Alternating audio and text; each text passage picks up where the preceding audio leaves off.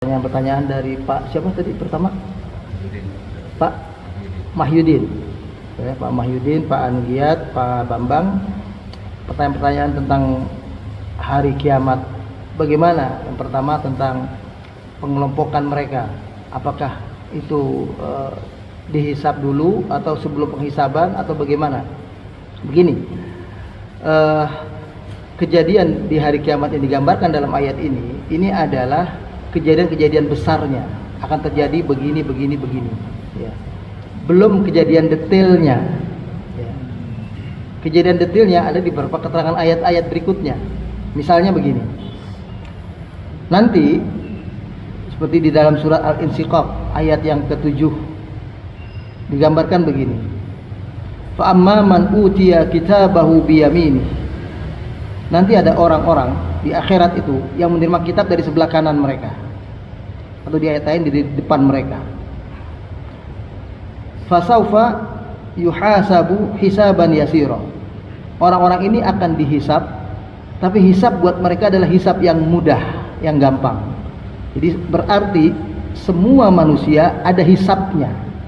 Tapi hisab bagi orang-orang yang menerima kitab dari sebelah kanan atau depan, itu artinya orang-orang yang beriman, maka mereka akan mendapatkan hisab yang mudah, yang gampang ya. Wa yanqalibu ila ahlihi masrura. Itu jawab pertanyaannya Pak Anggia tadi.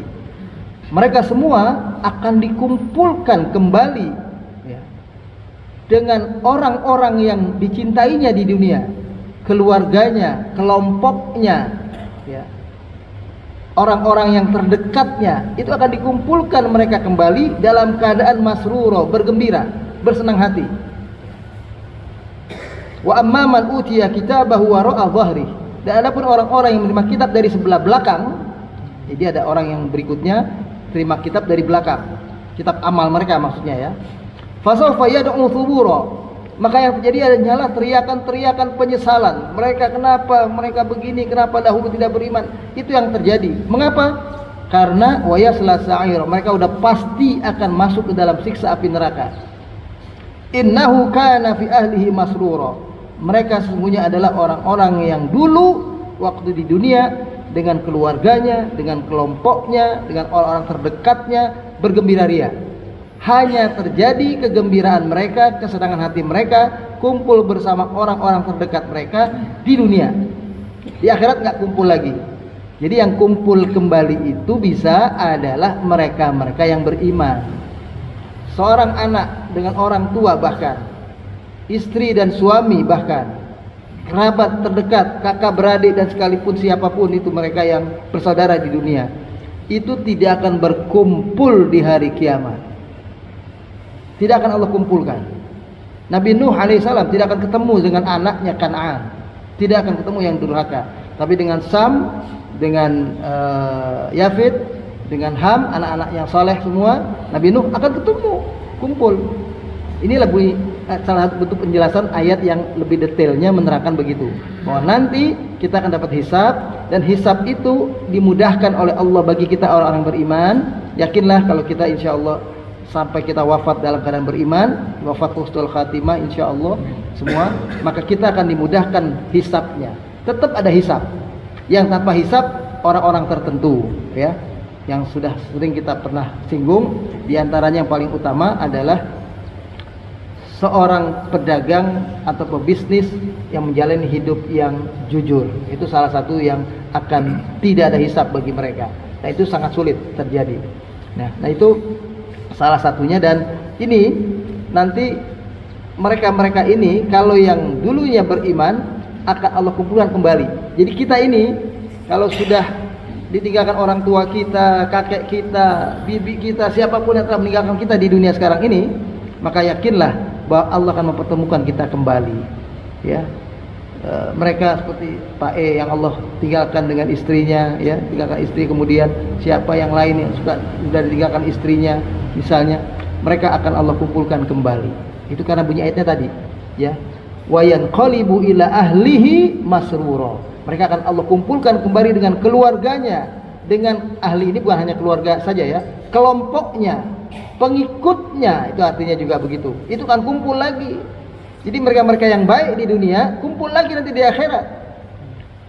Sebaliknya mereka yang jelek di dunia ini, yang suka bikin makar, suka bikin kezaliman, kayak Fir'aun dengan Haman, dengan Korun, mereka misalnya, itu nanti akan kumpul lagi dia.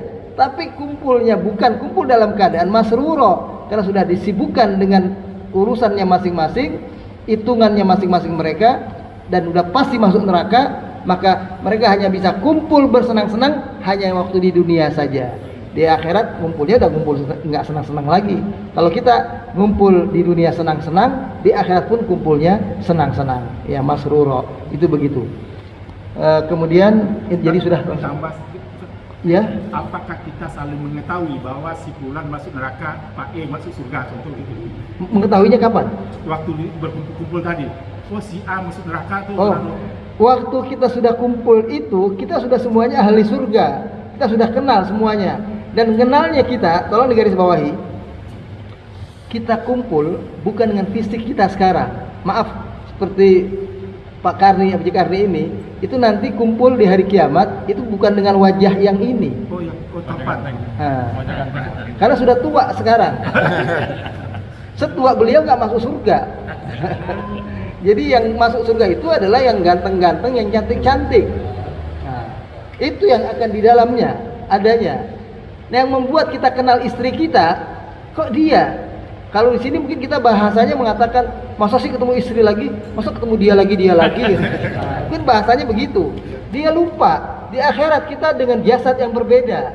Jasad yang berbeda itu bahkan dikatakan oleh Allah itu istri-istri kaum bidadari itu kan cantik-cantik.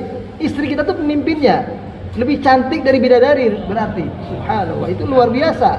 Jadi yang membuat kita kenal itu adalah kecintaan dari hati yang karena sebab iman.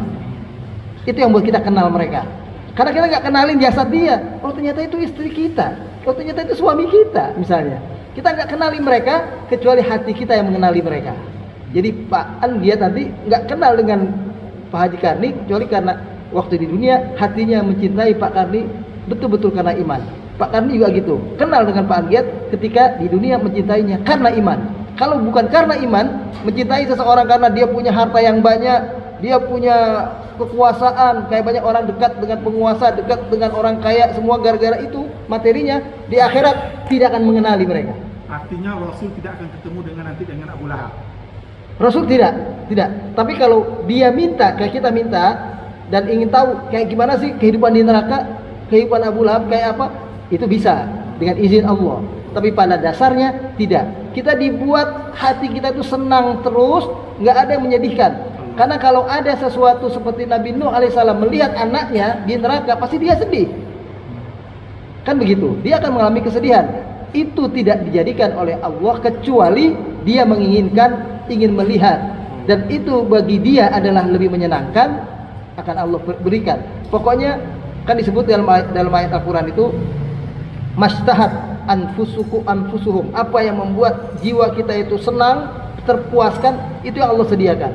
Ya, itu di akhirat itu begitu. Apa yang membuat kita puas, itu yang disediakan Tuhan buat kita semua.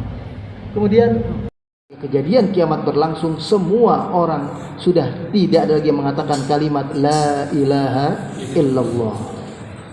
Orang muslim sudah Allah binasakan dengan adanya dukhan nanti.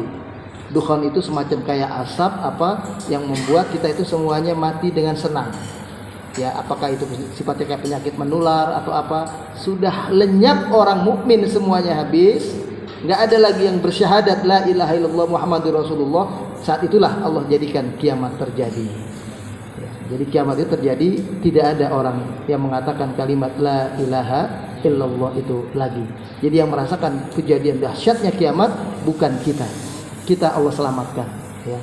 Meskipun kita pun juga bukan berarti tidak akan mengalami kejadian dahsyat di alam mahsyar. Alam setelah kiamat terjadi, dikumpulkan kita kembali semua. Nah, itu semuanya tergantung dengan keberadaan kita masing-masing juga sesuai dengan amalnya. Itu tetap, ya. Nah, ketika kita di sana di alam mahsyar itu semuanya tergantung dengan apa yang kita perbuat waktu kita di dalam kehidupan di muka bumi ini. Barulah ada penghisaban. Karena nanti kan Dunia itu akhirat itu adalah ketika dunia sudah tidak ada sama sekali. Ya.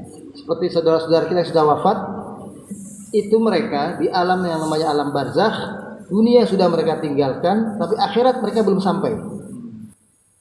Orang yang wafat itu belum sampai di akhirat, karena akhirat belum ada. Akhirat belum ada, belum sampai mereka ke sana. Tapi mereka di sebuah tempat yang namanya alam barzakh. Barzakh itu seperti dinding tebal yang membatasi antara dunia dan akhirat.